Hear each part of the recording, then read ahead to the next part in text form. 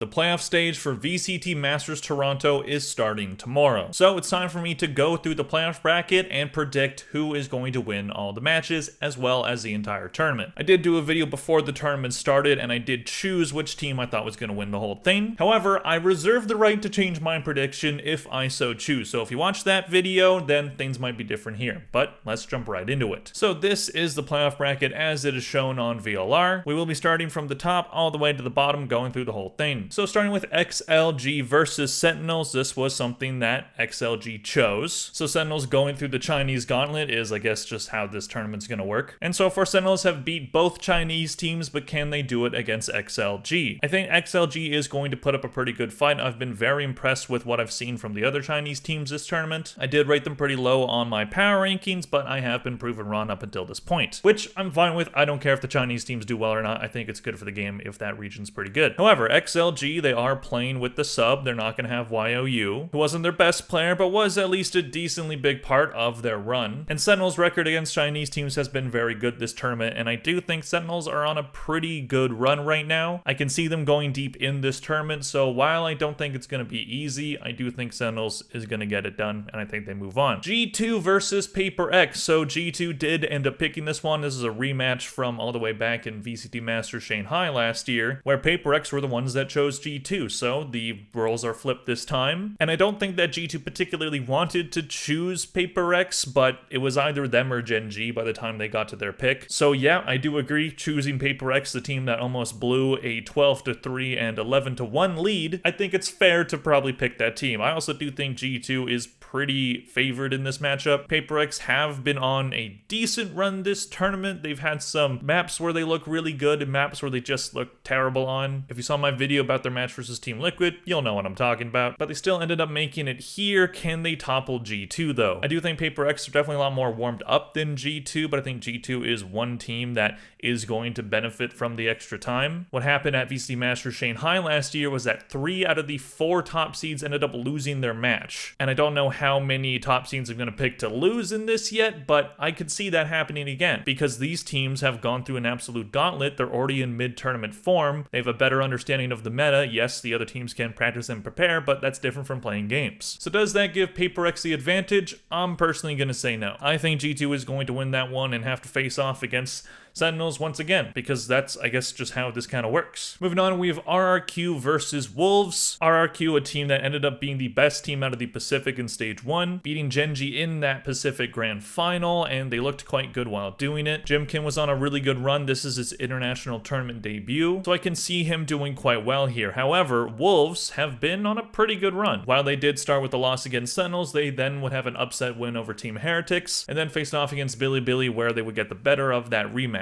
And they have a lot of players in really good form. Juicy has looked incredible so far. Brain is looking absolutely fantastic this tournament. He's kind of reminded me of Chichu, just having an insane run at this tournament on a Chinese team. This team does look pretty deep, but are they deeper than RRQ, who, as well as Jimkin, have players like Crazy Guy, Monyet, Cushy, who had a really good start to the year, Xfero. These players are pretty good. So RRQ definitely have a chance, but I'm going to say Wolves get the upset win again. Again, I just think they're in peak form. They've gone through a absolute gauntlet to get here, and that might catch RQ off guard. Moving on, we have another rematch from VCT Masters Shanghai. We have Fnatic versus Gen G. Gen G have surprised me this tournament with how good they've looked. Not because I didn't think that they would do well or anything. I know they're a very good team, but the way they were playing made me think, man, they probably should have been the top seed out of Pacific. And that is something that other people in the scene have echoed. However, you could maybe make the argument that the run has been relatively easy up until this point. They started against MIBR, absolutely wiped that team. Then they went on to rematch against Paper X, and while it was a close first map, they were basically always in control, and then have a pretty dominant second map. So I do think that there's maybe a chance that their Swiss stage wasn't as much of a gauntlet as other teams. And Fnatic, as I've said in previous videos, kind of feel like they're due for a really deep run. They are a very good team. Kayak is in peak form right now. I don't think the Tejo meta being gone is going to hurt them too much. They're a team that's done well at it adapting before. And Boaster is just a very good IGL, so I do think that Fnatic are going to get this one over Gen G. Okay, we're going to move on to the lower round matches, so XLG versus Paper X. Paper X, no stranger to lower bracket runs. They have done it before, most notably in Stage 1. Can they do that against an XLG team with Rarga, who are coming off of a loss against Sentinels? Aside from off-season events, these two teams haven't faced each other, and Paper X had a different roster back then. But maybe XLG is really prepared against Paper X. Maybe they can get the dub over them. Listen, the train ride was and is pretty fun, but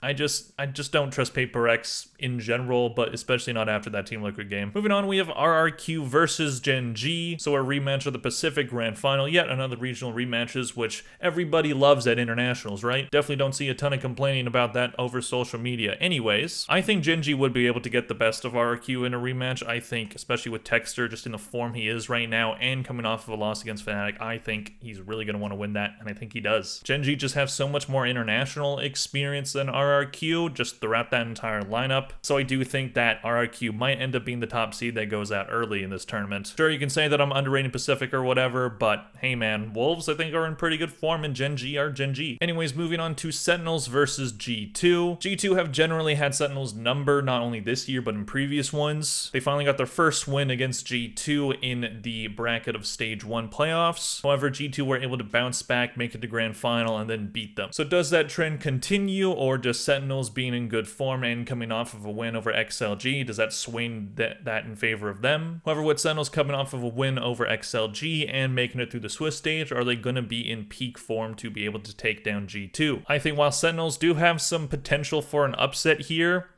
I'm just going to go with what the record does, because I just feel like G2 usually has Sentinels number here. Moving on, we have Wolves versus Fnatic. Now, while I've said a lot of good things about Wolves in this video and have been very impressed with them, I do think Fnatic probably wins this one. I'd be surprised if they didn't. I do think it'd just be a bad matchup for Wolves overall. Nice little run from the Chinese team, but not sure how far I see them going. Moving down to the lower bracket once again, we have Wolves versus XLG. Now, XLG winning this matchup before, but Wolves have already beat a team this tournament that they lost to in the China region, beating out BLG. So can they do that against XLG now that they have a sub on their roster? Honestly, I'm gonna say that they end up doing it yet again. Wolves move on. Top 4 for Wolves, that'd be a crazy thing. DMV would be very happy. But hey man, sometimes crazy things happen. This might be the main team that I get comments saying that I overrated them, but I don't know man, I'm impressed. Moving on to Sentinels versus Gen G, a Madrid rematch, as well as Champs, where these two teams faced off twice. Gen G winning one of them, Sentinels winning the other. So this was a pretty big rivalry at the international level last year. I think both teams went 2 for 2 against one another. So this matchup popping up again, which team is gonna get more wins? Sentinels I do think are going to be in pretty good form, but Gen G, again, just Texture's playing amazing right now. So is Carol, and I think them being back at the international level has rejuvenated this team quite a bit. So sorry Sentinels fans, but